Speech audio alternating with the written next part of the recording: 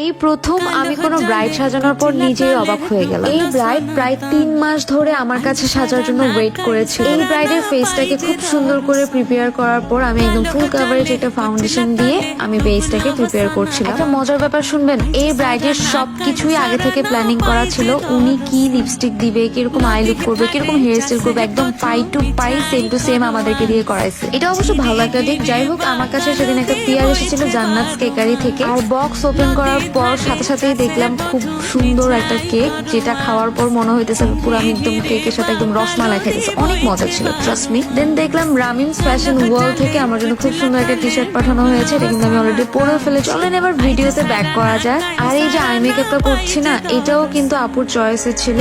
আর recently দেখলাম আপনারা অনেকেই বলছেন যে আমরা কেন ব্রাইডদেরকে সেম আই লুক কিংবা সেম হেয়ার স্টাইলে করছি।